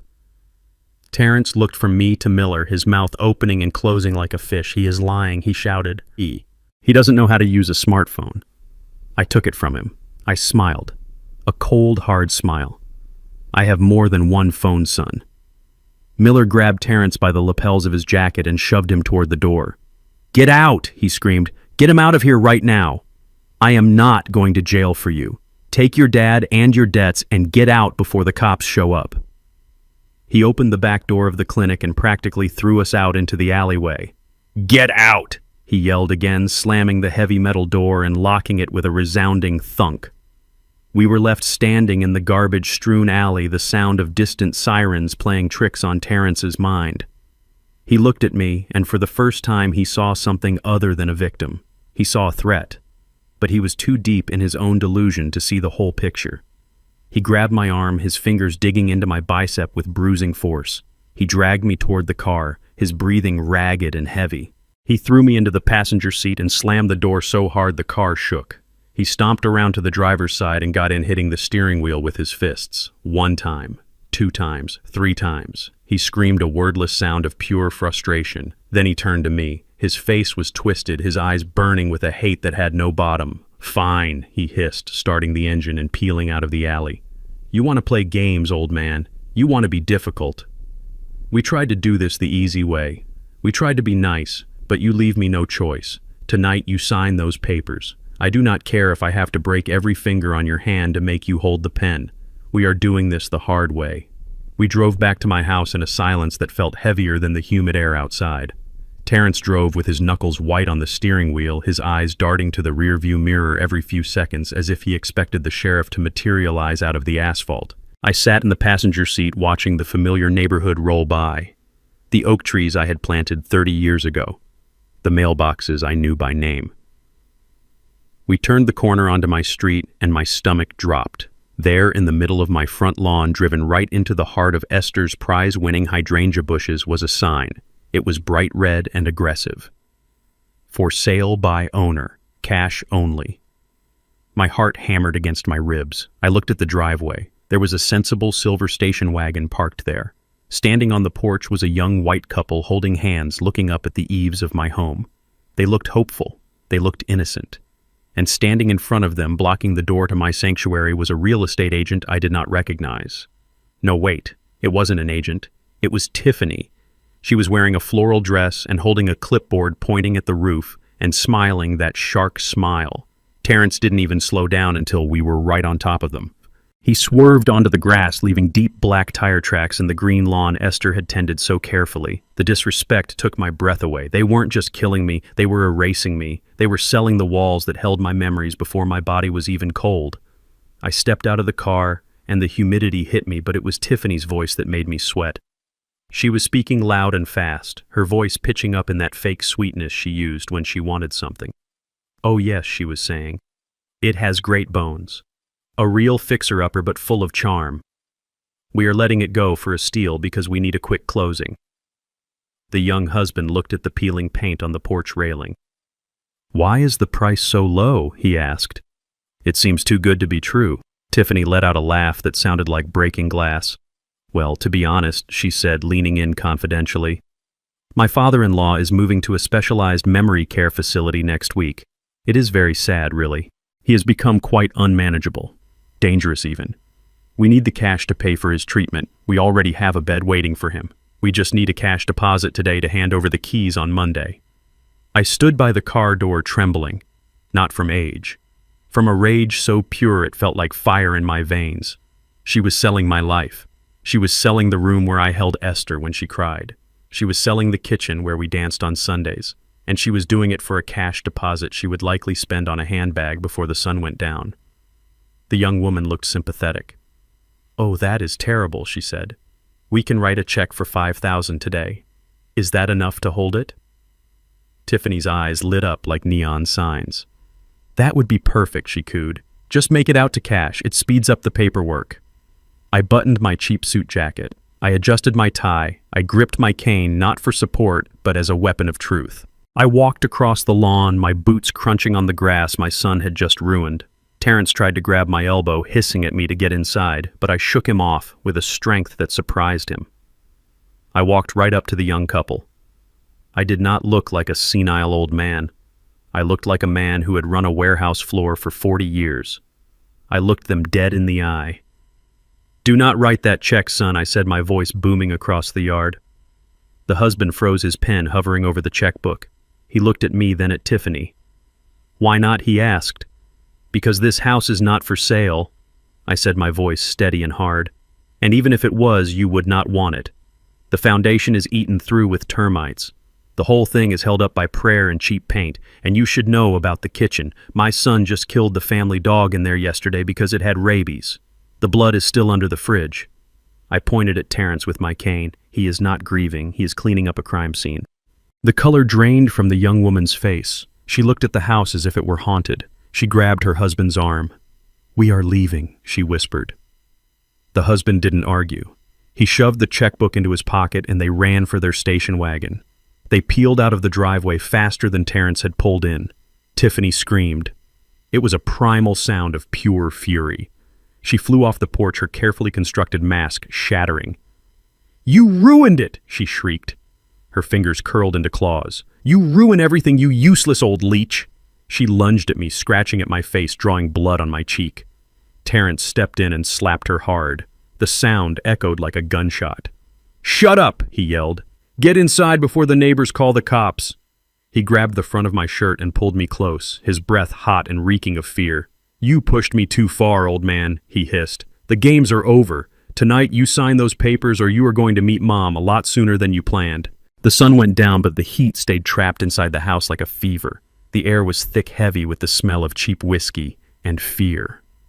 Terrence didn't bother locking me in the bedroom anymore. He sat in the middle of the living room in my favorite armchair, the one Tiffany hadn't destroyed yet. On his lap lay a 12-gauge shotgun. It was old, rusted at the barrel, something he'd picked up at a pawn shop years ago for hunting trips he never took. He was cleaning it, running an oily rag over the stock with slow, deliberate strokes. The sound of metal on cloth was the only noise in the room, a rhythmic whisper of violence. He didn't look at me. He just stared at the wall, his eyes glazed and distant. He had stopped pretending. The mask of the grieving son, the concerned caregiver, it was all gone. What was left was a man pushed into a corner, a man who saw no way out but through me. I sat on the edge of my bed in the darkened room down the hall. The door was open a crack, just enough to see the sliver of light from the hallway. I could hear Tiffany moving around in the dining room. The sound of packing tape being ripped from the roll was sharp and loud in the quiet house. Rip, smooth, rip, smooth. She was packing. Not clothes, not memories. She was packing the silver. She was taking down the oil paintings Esther had collected over 30 years. She was wrapping the flat-screen TV in bubble wrap. I heard her muttering to herself, a low stream of curses and calculations. She wasn't planning on sticking around to care for a senile father-in-law. She was liquidating. She was getting ready to run the moment the money hit the account. She would leave Terrence to deal with the mess, to deal with the body. I knew her type. She was a survivor, a parasite who would detach and find a new host the moment the current one dried up. She didn't care about Terrence. She didn't care about the debt. She just wanted her cut before the ship went down. The phone rang. It wasn't the house phone. It was Terrence's cell sitting on the coffee table next to a half-empty bottle of bourbon. The ringtone was loud, jarring in the tense silence. Terrence didn't answer it right away. He let it ring. 1, 2, 3 times. Then he picked it up, his hand shaking slightly. He put it on speaker, maybe out of habit, maybe because he wanted me to hear, to know why he was about to do what he was about to do. "Marco," he said, his voice cracking. "Please, I just need a few more hours." The voice on the other end was calm, professional, and terrifying. "Terrence," the voice said, "you are out of hours. My associates are on their way. They have instructions. If the money is not in the account by 9 a.m., they start with your knees. Then they move up. Do you understand?" The line went dead. Terrence stared at the phone. He took a long pull from the bottle, the amber liquid spilling down his chin. He wiped it away with the back of his hand. His eyes were red-rimmed wild. He stood up, the shotgun clutched in his hand. He swayed slightly, the alcohol and the terror mixing into a dangerous cocktail. He looked down the hall right at my door. I heard his footsteps, heavy and uneven on the floorboards. He was coming. I reached under the mattress, my fingers brushing the cold steel of my own revolver. But I didn't pull it out. Not yet. I needed him close. I needed him to commit. The door to my room burst open, slamming against the wall with a force that cracked the plaster. Terrence stood in the doorway, silhouetted by the hall light. He looked like a monster from a child's nightmare. In one hand he held the shotgun, the barrel pointed at my chest. In the other he crumpled a piece of paper. It was the power of attorney form, the one Solomon Gold had left. "Sign it," he rasped, his voice sounding like gravel grinding together. "Sign it now, old man. Or I swear to God I will paint this room with your brains." The barrel of the shotgun looked like a tunnel into the afterlife. It was dark and smelled of gun oil and old rust. I stared right down the center of it. I did not blink. I did not look away. My heart was beating a slow, steady rhythm against my ribs. It was the rhythm of a man who had made his peace with death a long time ago in a jungle far away from here.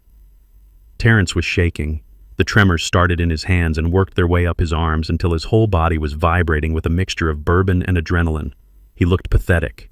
He looked dangerous. He looked like a stranger wearing my son's face. The paper crinkled in his fist. "Sign it," he screamed again. "Sign the paper and I will let you live. I will put you in a home. You will be safe. Just sign the damn paper." I looked from the gun to his eyes. They were bloodshot, swimming in tears and rage. He was breaking apart at the seams. I knew I had to push him. I needed him to say it. I needed the recording device hidden under the floorboard to catch every syllable of his sin. I leaned back on the mattress, resting my weight on my elbows. I did not reach for the pen. Instead, I asked the question that had been burning a hole in my soul for 3 days. Why did you kill your mother, Terrence? Why did you murder the woman who gave you life? The question hung in the air between us, heavy and suffocating. Terrence flinched as if I had slapped him. The shotgun dipped for a second, then snapped back up. "Shut up," he hissed. "You do not know what you are talking about." "I know about the pills," I said, my voice calm and low. "I know you switched them. I know you watched her die." "Why, son? Was the money worth it?" Terrence let out a sound that was half laugh and half sob. He lowered the gun slightly, pacing the small room like a caged tiger. "You want to know why he shouted? You really want to know?" "Because she was a miser. She was sitting on millions, Dad. Millions. And she watched me drown. She watched me struggle to pay my lease. She watched me borrow from Marco. She knew I was in debt. She knew I was scared. And what did she do? She lectured me. She told me I needed to be responsible. She told me she was cutting me off." He stopped pacing and pointed the gun at my face again. His expression was twisted into a mask of pure hatred. "She found out about the gambling. She found my ledger. She said she was going to change the trust. She said she was going to leave it all to charity. Can you believe that? She was going to give my inheritance to strangers while her own son was getting his knees broken by loan sharks. She was selfish, Dad. She was cruel." He took a swig from the bottle of bourbon he had dragged in with him, wiping his mouth with his sleeve. "I didn't want to hurt her." He slurred the alcohol, loosening his tongue just as we had hoped. "I just needed time. I needed the money now. It was easy. She was old. Her heart was weak. All I did was give her a little push. I switched the beta blockers for the stimulants. It wasn't poison. It was just medicine. If she had been stronger, she would have survived. It is her fault she was weak. It is her fault she was stingy. She forced my hand. She made me do it. I listened to every word. I etched them into my memory. He was blaming her. He was blaming the victim for his own crime. He was a coward, a greedy, entitled coward who thought the world owed him a living. He didn't see a mother. He saw a bank account. He didn't see a murder. He saw a transaction. He threw the paper onto the bed next to me. He tossed a cheap ballpoint pen down beside it. "Enough talking," he growled. "I am done explaining myself to you. Marco is coming at 9. I need this signed and notarized by my guy before he gets here. Sign it, old man. Sign it, or I swear I will pull this trigger and tell the police it was a suicide. I will tell them you couldn't live without Mom. It will be poetic." I looked at the paper. It was the power of attorney document giving Terrence full control over all my assets and future assets. It was the key to the kingdom he thought he had won. I looked at the pen. It was a blue Bic bitten at the cap. I reached out and picked it up. My hand did not shake. I felt a strange sense of calm wash over me. This was it, the final move.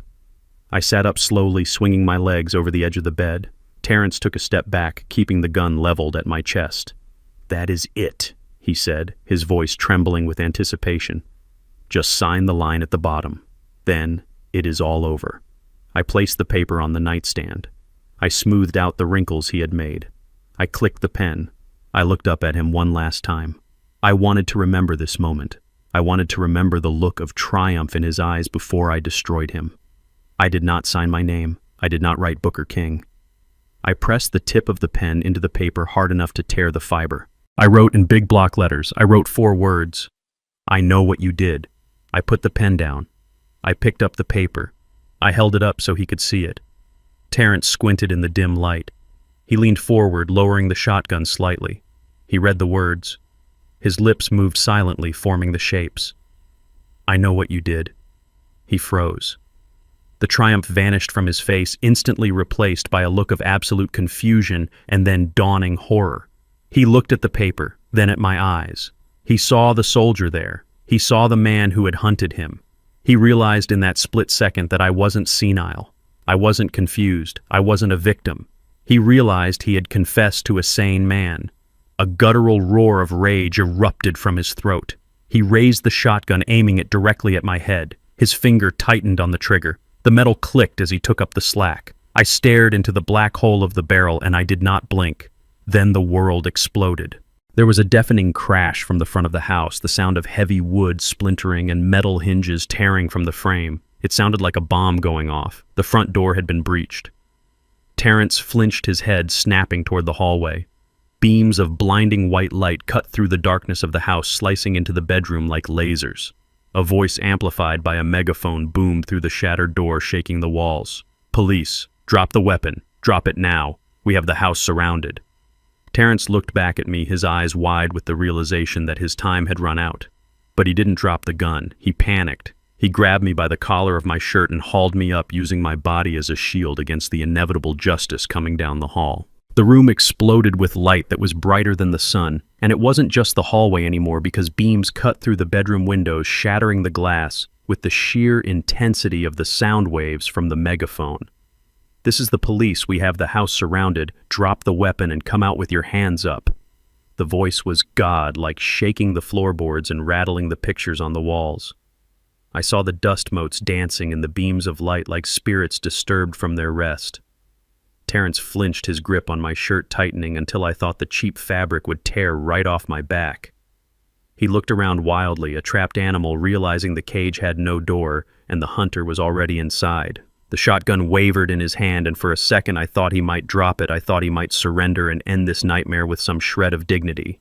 But desperation does strange things to a man. It turns fear into aggression and panic into violence. He didn't drop the gun. Instead, he screamed a raw, primal sound of denial that tore at his throat. He wasn't ready to give up his inheritance. He wasn't ready to face the consequences of his sins. The light blinded us both, turning the room into a high-contrast nightmare of shadows and glare, and I squinted against the brilliance, my heart pounding a war drum in my chest. This was it. The cavalry had arrived, and Thorne had kept his promise. But now I was in the line of fire, and the bullet was already in the chamber. I heard a commotion from the back of the house, a sudden crash, and the sound of shouting. It was Tiffany. I could picture it perfectly. She had probably grabbed the bag of silver and made a run for the kitchen door the moment the first siren wailed, because she was a survivor, a rat leaving the sinking ship before the water even touched her toes. But she didn't make it far. I heard her scream, a high-pitched shriek of indignation and terror that cut through the noise of the sirens. Then came a voice I recognized, and it wasn't a cop, it was Alistair Thorne. "Going somewhere, Mrs. King," his voice boomed, magnified by the silence between sirens. "I believe the police have some questions about a poisoned dog and a forged check." She was caught. Thorne had his private security team covering the exits. The police missed. There was no way out. Terrence heard it too. He heard his wife being cornered. He heard his world collapsing around him. He looked at me, and his eyes were void of anything human. They were black pits of panic. He spun me around, slamming my back against his chest, hooking his arm around my neck, cutting off my air. He jammed the barrel of the shotgun against my temple, and the metal was hot now, heated by his feverish grip.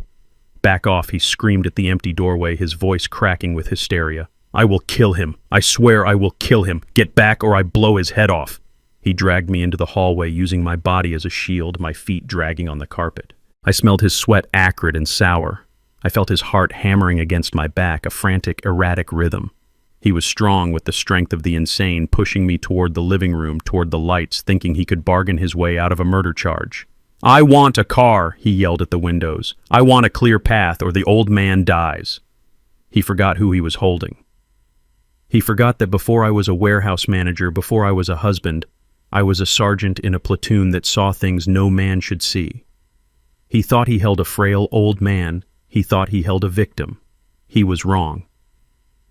We stepped into the blinding white light of the living room, and the glare hit Terrence full in the face. He blinked, momentarily disoriented, his grip loosening just a fraction as he tried to shield his eyes from the assault. That was the mistake. That was the opening I had been waiting for. I didn't think, I didn't plan, I just reacted. Muscle memory buried under 40 years of peace surged to the surface, instant and lethal. I dropped my weight, suddenly making myself heavy as lead. As he stumbled forward to compensate, I drove my right elbow back with every ounce of strength I possessed. It connected perfectly with his solar plexus, a solid meat-on-bone impact. I felt the air leave his lungs in a wet whoosh. He doubled over the shotgun barrel, dipping toward the floor. I spun around, grabbing the barrel with my left hand and his wrist with my right. I twisted with a violent torque. A sharp snap echoed as his finger broke inside the trigger guard. He screamed in pain. I ripped the weapon from his hands and swept his legs out from under him with a kick that would have shattered a younger man's knee. He hit the floor hard, the wind knocked out of him. Terrence lay on the floor, gasping for air, clutching his broken hand, his face a mask of agony and shock. I stood over him. The shotgun felt natural in my hands, heavy and familiar, like an old friend returned. I pumped the action, ejecting a shell that spun through the air in slow motion and clattered onto the hardwood. I leveled the barrel at his forehead. He looked up at me, and for the first time he saw the truth. He saw the father who had protected him, and the soldier who could end him. I tightened my finger on the trigger. The rage was a roaring fire demanding blood. Then the front door burst inward with a shower of splinters. Men in tactical gear swarmed the room, weapons raised. "Mr. King, don't shoot," a voice shouted. "Drop the weapon. Mr. King, do not do it." The fluorescent lights of the precinct hummed with a low electric buzz that drilled into my skull, but it was nothing compared to the silence on the other side of the glass. I sat in the observation room, my hands resting on my cane, watching my son through the one-way mirror. Terrence was handcuffed to the metal table. His right hand was splinted and bandaged where I had broken his finger, a stark white reminder of our struggle. He looked small in that chair. The expensive suit was rumpled and stained with sweat and dust. He was leaning forward, speaking to the detective with a frantic energy that reeked of desperation. I could hear every word through the speaker system. He was admitting to the assault. He admitted to threatening me with the shotgun. He called it a breakdown. He called it a moment of grief-induced insanity. But when the detective asked about Esther, he shut down. He shook his head violently, denying everything. "My mother died of a heart attack," he insisted, his voice rising in pitch. "She was old. Her heart was weak. I loved her. I would never hurt her. You have nothing on me for that. Nothing." I watched him lie. I watched the boy I had raised, the man I had protected, twist the truth until it snapped. He thought he was smart. He thought that without a body, without a weapon, he could talk his way out of a murder charge. He thought the threats in the house were just words against words. He didn't know about the floorboard. He didn't know about the technology of a bygone era that had been recording his every breath. The door to the interrogation room opened, and the air in the observation booth seemed to get colder. Solomon Gold walked in. He didn't look like a lawyer in that moment. He looked like an executioner in a three-piece suit. He carried no briefcase. He held no files. In his hand, he carried a single object. My old Nokia brick phone. It was scratched and worn, a relic from a time when phones were tools, not toys. Terrence looked up at him, his eyes narrowing in confusion. "Who are you?" he demanded. "I want my lawyer." Gold didn't answer. He didn't sit down. He walked to the table and placed the phone in the center of the metal surface. The device looked out of place like a stone on a dinner plate. Gold pressed a button. The screen glowed a dull green. He looked at Terrence, and for the first time I saw fear flicker in my son's eyes, a primal understanding that the trap had snapped shut. Gold pressed play. The audio was tinny but crystal clear in the acoustically tiled room. My voice came through, first calm and steady, asking the question that had started it all. "Why did you kill your mother, Terrence?"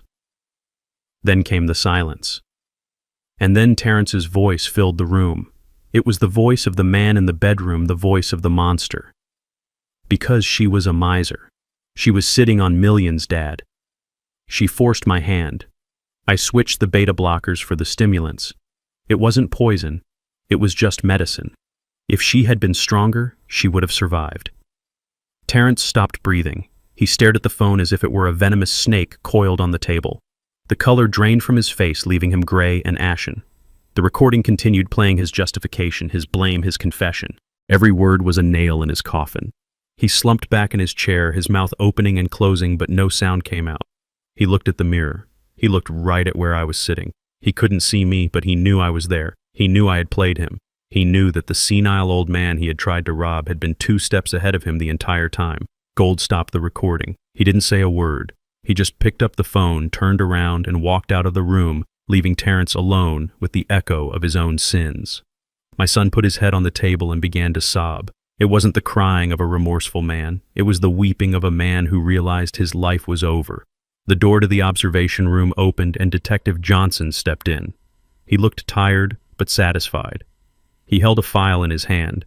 He nodded toward the glass where Terrence was now rocking back and forth. "We have him, Mr. King," he said quietly. "That recording is admissible. It proves premeditation. It proves motive. But that is not all." He opened the file and laid a transcript on the console in front of me. "We have been questioning your daughter-in-law in the next room. She didn't hold up as well as he did. The moment we told her we had the recording of Terrence, she cracked. She is singing like a canary to save her own skin. She confessed to everything, Mr. King. She admitted to opening the credit cards in your name. She admitted to the identity theft. She admitted to poisoning the dog to test the powder. And most importantly, she gave a sworn statement that she witnessed Terrence throwing away the real heart medication and replacing it with the stimulants. She said he bragged about it. She said he called it the perfect crime."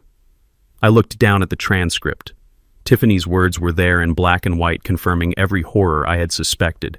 She was throwing him to the wolves to get a plea deal. There was no loyalty among thieves. There was no love in that house, just greed and survival. I felt a heavy weight settle in my chest. It was the finality of it. My family was gone. My wife was murdered. My son was a killer. My daughter-in-law was an accomplice. I was the last one standing in the ruins of the King legacy. Detective Johnson cleared his throat. He looked uncomfortable, shifting his weight from one foot to the other. He closed the file and looked me in the eye. "There is one more thing, Mr. King," he said, his voice grave. "The recording and the testimony are strong. But to secure a conviction for first-degree murder beyond a reasonable doubt, we need physical evidence. We need to prove that the stimulants were in her system. We need to prove that it wasn't a natural heart attack." I knew what was coming. I had known it since the moment Thorne showed me the photos, but hearing it out loud didn't make it any easier. "We need to exhume Esther's body," Johnson said softly. "We need to run a toxicology screen. I know this is asking a lot. I know you just buried her. But we need your permission to bring her back up." I looked through the glass at my son. He was broken, defeated, but he was still alive. Esther was in the cold ground because of him. She didn't get to say goodbye. She didn't get to see Paris. She died scared and betrayed in her own kitchen. If bringing her up meant keeping him down, then it was what I had to do. I gripped my cane. I thought of the woman who had stood by me for 45 years. I thought of the justice she deserved. "Do it," I said, my voice hard as stone. "Dig her up, find the poison, and bury him with it."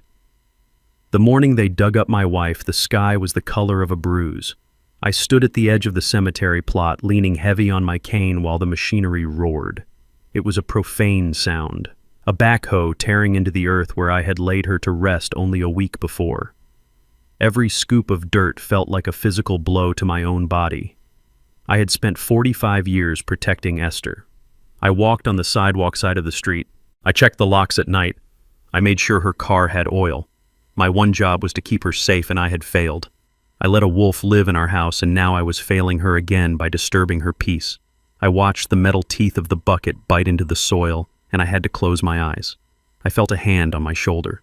It was Alistair Thorne. He sat in his wheelchair beside me, his face pale but his eyes steady. He did not offer empty platitudes. He did not tell me it was going to be okay. He just sat there bearing witness to the horror, because he loved her too. We waited in the cold morning air until the casket was raised. It looked wrong in the light of day, muddy and scarred. They loaded it into a white van without ceremony. I followed that van to the medical examiner's office, driving my truck with a numbness that spread from my fingers to my heart. We sat in a sterile waiting room that smelled of floor wax and formaldehyde. The hours dragged by like years. I stared at a crack in the linoleum floor, trying not to imagine what was happening behind the double doors. I tried not to think about the scalpel. I tried not to think about my Esther being cut open again. Thorne read a newspaper, but he never turned the page. We were two old men keeping a vigil for a woman who deserved better than this. I thought about Terrence sitting in a holding cell. I hoped he was cold. I hoped he was scared. I hoped he knew that every second the clock ticked, the noose was getting tighter. Detective Johnson pushed open the double doors at 2 in the afternoon. He held a clipboard against his chest and his face was grim. He did not look like a man who had good news, but he looked like a man who had answers. He sat down opposite us and placed a clear plastic evidence bag on the table. Inside was a printout of a toxicology graph. The lines spiked high and sharp red peaks on a white grid. "We have the results," Johnson said, his voice low and professional. The medical examiner found massive concentrations of ephedrine and caffeine in her blood work, along with traces of a synthetic amphetamine usually found in diet pills from the 90s. "It was not a natural heart attack, Mr. King." Her heart didn't fail. It was exploded. The dosage was 10 times the safe limit for a healthy adult. For a woman with her condition, it was a death sentence within an hour of ingestion. I looked at the graph. It was just ink on paper, but it represented the moment my wife died. I could see it. I could see her taking her morning pills, trusting they would keep her alive. I could see her feeling the racing pulse, the panic, the tightness in her chest. I could see her reaching for the phone that Terrence had likely unplugged. Johnson tapped the paper. "We ran a comparison against the residue found in the vial your investigator pulled from the trash. It is a match. A perfect chemical match. We also found traces of the same substance in the upholstery of your son's car. He must have spilled some when he was mixing it. It is conclusive. We have the weapon. We have the opportunity. We have the motive. And thanks to your recording, we have the confession." The numbness in my body evaporated. It was replaced by a cold, hard weight of finality. It was real. It wasn't a suspicion. It wasn't a nightmare. My son murdered my wife. He poisoned her. He watched her die. And he did it for money he owed to thugs.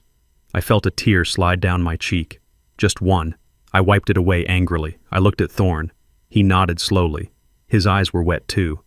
"We got him, Booker," he whispered. "We got the bastard." By 5 o'clock, the district attorney had filed the paperwork. The charges were read out loud in the precinct briefing room, and I listened to every word. Terrence King was charged with murder in the first degree, conspiracy to commit murder, elder abuse, grand larceny, fraud. The list went on a litany of sins that would bury him for the rest of his natural life. Tiffany was charged as an accessory to murder, conspiracy, and fraud. The judge denied bail immediately. They were deemed flight risks. They were deemed dangers to society. They were remanded to the county jail until trial. I saw them on the news that evening. They were doing the perp walk. Terrence was wearing an orange jumpsuit that clashed with his pale, terrified skin. He looked at the cameras, and for a second he looked right at me through the screen. He didn't look arrogant anymore. He looked like a child who realized the dark was real. Tiffany was crying, hiding her face with her hands. Her hair was a mess. Her designer life was over. They were going to die in prison. It was justice. But it didn't bring Esther back. It didn't fill the empty side of the bed. It just closed the book on the ugliest chapter of my life. I sat in the waiting room of the station feeling empty. The adrenaline was gone, leaving me hollowed out. I was an old man with no wife and no son. I was alone. Solomon Gold walked in. He looked fresh despite the long day. He carried a thick manila envelope under his arm. He sat down next to me. "Mr. King," he said softly, "the legal matter of the criminal case is now in the hands of the state, but there is still the matter of the estate." I looked at him wearily. "I don't care about the money, Solomon. Burn it. Give it away. I don't want a dime of the money that killed her." Gold shook his head. "You need to see this." He opened the envelope and pulled out a document bonded in blue paper. The will we showed Terrence was a draft. It was a decoy designed to flush him out. Esther wrote another one, a final one. She wrote it the day she hired the investigator. She knew Booker. She knew it might come to this. She left instructions that were only to be revealed once the threat was neutralized. He placed the document in my hands. It was heavy. "Read it, Booker. read what she really wanted. I opened the blue legal folder Solomon Gold placed in my hands, and the paper inside felt heavier than a Bible. It was not the cold-typed text of a standard will. The first page was a handwritten letter on the creamy stationery Esther kept in her vanity drawer for special occasions. I recognized the slant of her penmanship immediately, the way she crossed her T's with a little flourish. I traced the ink with my thumb, feeling the texture of the woman I had lost. My throat tightened so hard it hurt to swallow. I began to read, and it was like hearing her voice in the quiet room, a whisper from the grave that was both comforting and terrifying. "My dearest Booker," she wrote, "if you are reading this, it means I am gone, and it likely means I did not go peacefully. I have kept secrets from you, my love, not because I did not trust you, but because I wanted to protect you. I wanted you to live a simple life, a life without the burden of wealth and the vultures it attracts. But I failed, Booker. I failed because the vulture was already in our nest. I have watched our son Terrence change over the years. I watched him turn from a sweet boy into a man consumed by envy and greed. I saw the way he looked at us, not with love, but with calculation. I found his gambling slips. I found the forged checks. The fruit has rotted on the vine, Booker, and I fear the rot has reached the core. I hid the money to keep him from destroying himself, but now I fear he will destroy us to get to it. If I die under suspicious circumstances, do not trust him. Do not mourn me yet. Go to Alistair Thorne. He holds the key to everything. He is the only one I trust to help you navigate the storm that will follow my death. I love you, Booker. You were my soldier in life, and I know you will be my soldier after I am gone. Fight for us. Fight for the truth." I lowered the letter. A single tear escaped my eye and landed on the paper, blurring the word, soldier. She knew. She had lived in terror in her own home, watching her son turn into a monster, and she had faced it with a quiet dignity that broke my heart. She had prepared for her own murder because she knew Terrence better than I did. She knew he was capable of the unthinkable. I looked up at Solomon Gold. He was watching me with a solemn expression, his hands folded on the table. "She was a remarkable woman, Mr. King," he said softly. "She came to me 6 months ago to draft this. She was very specific about her wishes. She wanted to make sure that no matter what happened, justice would be served." Gold turned the page to the formal legal document. "This is the last will and testament of Esther King," he announced, his voice shifting into a professional cadence. "It supersedes all previous documents, including the draft we showed your son. Article 1 regarding the disposition of assets to immediate family. To my son, Terrence King, I leave the sum of $1 US. I stared at the document. $1. It was not an oversight. It was a deliberate, calculated insult. In the eyes of the law, leaving him nothing might allow him to argue he was forgotten by mistake. Leaving him $1 meant she remembered him. She considered him, and she decided that was exactly what he was worth. It was a final slap in the face from the grave, a message that she saw him for exactly what he was. Article 2 Gold continued. To my daughter-in-law, Tiffany King, I leave absolutely nothing. I leave her with the knowledge that her greed yielded no reward. Article 3 regarding the residuary estate. To my husband, Booker King, I leave the entirety of my estate, real and personal. This includes the primary residence on Elm Street, the contents of all safety deposit boxes, the investment portfolio managed by Thorne Industries, and the liquid assets held in the offshore trust totaling $3,200,000. $3 million. The number was staggering. It was a fortune that could have bought us a life of luxury. We could have traveled. We could have bought a house by the ocean. We could have lived like kings. Instead, we lived in a drafty house with a son who plotted our demise because we were too afraid to show our hand. The money didn't feel like a blessing. It felt like blood money. It felt like the price of my wife's life. I looked at the numbers on the page, and all I could see was the vial of poison. All I could see was Terrence's face as he watched her die. Mr. King Gold said, pulling me out of my thoughts, "The assets are yours. They are already transferred to your name. You can do whatever you wish with them. You can buy a yacht. You can burn it. It is yours." I stood up and walked to the window of the police station. Outside, the city was moving on. People were walking their dogs, driving to work, living lives that hadn't been shattered by betrayal. I thought about the house on Elm Street. I thought about the kitchen where Precious died. I thought about the bedroom where Terrence held a shotgun to my head. I thought about the living room where Tiffany ripped apart the sofa. It wasn't a home anymore. It was a crime scene. It was a mausoleum of bad memories and spilled blood. I couldn't go back there. I couldn't sleep in that bed. I couldn't eat in that kitchen. The walls had absorbed the hate and the fear, and no amount of paint would ever cover it up. Sell it, I said without turning around. Sell the house. I do not care what you get for it. Just get rid of it. I never want to step foot inside that place again. Sell the furniture. Sell the car. Sell everything that reminds me of them. And the money, Gold asked. What do you want to do with the $3 million? I turned to face him. I thought about the letters I had received during my live stream. I thought about the thousands of other old folks sitting in their paid-off houses afraid of their own children. I thought about the people who didn't have an Alistair Thorne to watch their backs. I don't want it, I said firmly.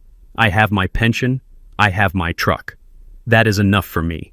But I am not going to burn it. Esther worked too hard for it. She earned every penny. We are going to use it to fight back. I want to start a foundation, Solomon. The Esther King Foundation. I want to hire lawyers for elderly people who are being abused by their families. I want to hire private investigators to expose the greedy children waiting for their inheritance. I want to pay for safe housing for seniors who need to escape. I want every dime of that $3 million to be used to stop people like Terrence. Gold smiled. It was a genuine smile this time. That is a noble legacy, Mr. King. Esther would be proud. I will draw up the paperwork immediately. I left the station with the folder under my arm. I had one last thing to do, one last loose end to tie off before I could truly be free. I got into my truck and drove not toward the city, but out onto the highway toward the state correctional facility. The road was long and straight, and the sun was setting, painting the sky in shades of violent orange and bruising purple. I pulled up to the gate of the prison. The razor wire glinted in the dying light. I showed my ID. I went through the metal detectors. I walked down the long gray corridor that smelled of bleach and misery. I sat in the visitation booth on the secure side of the glass. I waited. 5 minutes later, the door on the other side opened. A guard let him in. Terrence was wearing an orange jumpsuit that hung loose on his frame. He had lost 20 pounds. His head was shaved. His eyes were hollow, sunk deep into his skull. He looked broken. He looked like a man who had stared into the abyss and fallen in. He sat down and picked up the receiver. His hand was shaking. "Dad," he whispered, his voice cracking. "Dad, you came." I picked up the phone. I looked at him. I didn't see my son. I didn't see the baby I held. I saw a stranger. I came to give you something, I said. I held up the blue folder. I pressed the page against the glass. "Read it. Terrence, Article 1. He squinted. He read the line. "To my son, Terrence King, I leave the sum of $1.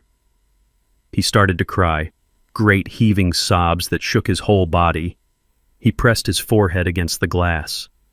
"Dad, please," he begged. "I am sorry. I am so sorry. Please help me. I am scared." I watched him cry. I felt nothing. The well was dry. I stood up. I reached into my pocket and pulled out a single crisp $1 bill. I slid it through the slot in the metal tray. "Here is your inheritance, son," I said. "Don't spend it all in one place."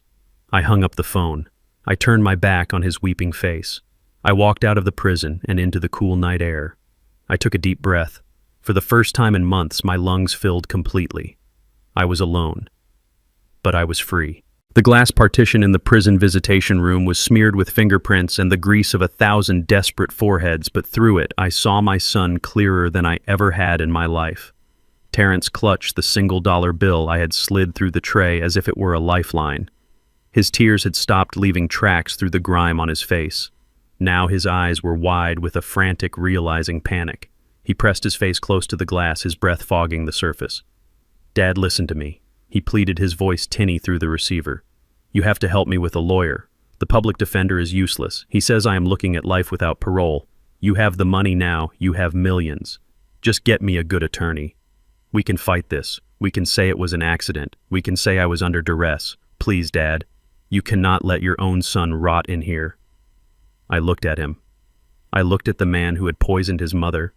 I looked at the man who had held a shotgun to my head. I looked for a spark of the little boy who used to run to me when he scraped his knee. I looked for the teenager I taught to drive. I looked for the young man. I walked down the aisle. They were all gone, consumed by the creature sitting in front of me. He wasn't asking for forgiveness. He was asking for a bailout. He was still trying to hustle me. He still thought I was the mark. I leaned forward. My voice was calm, devoid of the rage that had fueled me for weeks. "I am not your dad," I said simply. "Your father died that night in the bedroom. He died when you pointed a loaded weapon at his chest.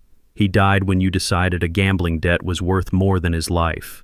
The man sitting here is just a witness to your crimes." Terrence recoiled as if I had struck him. His mouth opened and closed, but no sound came out. He looked at the dollar bill in his hand, then back at me. Hate began to replace the fear in his eyes, a pure, venomous hatred. "I hope you die alone," he spat. "I hope you rot with that money." "I already died alone, Terrence," I replied. "I died the night I realized I raised a killer. But I came back, and now I am going to live." I hung up the phone. It clicked into the cradle with a sound of finality that echoed in my bones. I did not look back. I stood up and walked out of the booth, leaving him screaming silent curses behind the soundproof glass. I walked down the long gray corridor, past the guards, past the gates, and out into the world. I took a breath of air that tasted like rain and gasoline and freedom. It was over. The book was closed. 1 year later, the air tasted of roasted chestnuts and expensive perfume. The Seine River flowed beneath me, dark and silky, reflecting the lights of a city that burned with a golden fire. I stood on the deck of a private riverboat, the wind ruffling the hem of my cashmere coat. I was 73 years old, but I felt younger than I had at 50. I was not wearing my old warehouse uniform. I was wearing a bespoke navy suit tailored in London. My shoes were Italian leather. My cane was made of polished ebony with a silver handle. I looked like a man who owned the world, or at least a significant part of it. Paris. Esther had talked about Paris for 40 years. She had magazines' cutouts of the Eiffel Tower taped inside her pantry door. She watched old French movies on Sunday afternoons, whispering the dialogue she didn't understand. She saved her pennies in a jar marked Paris Fund, but the jar was always emptied for braces for tuition for bail. She never made it. She spent her life serving others, cleaning up their messes, making their lives beautiful while hers remained small. But she was here now. I felt her in the breeze. I felt her in the warmth of the setting sun. I looked out at the architecture, the bridges, the lovers, walking hand in hand along the quay. It was everything she had imagined and more. I wasn't just seeing it for me. I was seeing it for us. The Esther King Foundation was thriving back home. We had saved 16 seniors from abusive situations in the first 6 months. We had put 3 corrupt guardians in jail. We had recovered $5 million in stolen assets. Every victory was a tribute to her. Every person we saved was a slap in the face to men like Terrence. I had turned her tragedy into a crusade. I wasn't just a survivor anymore. I was a warrior. I turned to the man sitting in a comfortable chair nearby. Alistair Thorne raised a glass of vintage Bordeaux. He looked healthier than he had in years, the fresh air doing him good. He had become more than a boss, more than an ally. He was my brother in arms. We fished together on weekends. We argued about baseball. We shared the silence of men who knew the cost of peace. "Ready, Booker?" he asked softly. I nodded. I reached into the inner pocket of my coat and pulled out a small velvet pouch. It didn't contain much, just a handful of ash. The rest of her was resting in a beautiful mausoleum back home, but this part belonged to the world. I walked to the railing. The water churned gently against the hull of the boat. I opened the pouch. I didn't say a prayer. I didn't make a speech. Esther didn't need speeches. She knew what was in my heart. I tilted the pouch. The gray dust caught the wind, swirling for a moment in the golden light before settling onto the surface of the river. It drifted away, carried by the current toward the sea, toward adventure, toward eternity. "Go see the world, my love," I whispered. "You earned it." I watched until the last speck disappeared into the dark water. A profound sense of lightness washed over me. The knot of grief that had lived in my chest for a year finally loosened. She wasn't gone. She was just everywhere. I turned back to Thorne. He handed me a glass of wine. The crystal clinked as we touched glasses. A sound of celebration, not mourning. "To Esther," Thorne said. "To Esther," I replied, "and to justice." We drank. The wine was rich and complex like the life we had lived. I looked up at the sky where the first stars were beginning to appear over the city of lights. I thought of Terrence in his cell staring at a concrete wall. I thought of Tiffany working in a diner trying to pay off her fraud restitution. I thought of the past, but then I let it go. I smiled. It wasn't the grim smile of a soldier. It wasn't the sad smile of a widower. It was the smile of a man who had walked through fire and come out the other side with his soul intact. "We are free, Esther," I whispered to the wind. "We are finally free." The screen fades to black, leaving only the sound of the river flowing toward the sea. This journey taught me that sharing blood doesn't mean you share a heart. For years I excused my son's greed, mistaking his manipulation for misguided ambition. I learned the hard way that true family isn't inherited. It is built through loyalty, respect, and unwavering support. I found more brotherhood in a former stranger than in the child I raised. We must stop excusing abuse just because it comes from relatives. Never set yourself on fire to keep someone else warm. Sometimes the ultimate act of self-respect is cutting the toxic roots of your family tree to finally let the light back in. If you believe justice was served, hit that like button and tell me in the comments, would you have left Terrence $1 or nothing at all?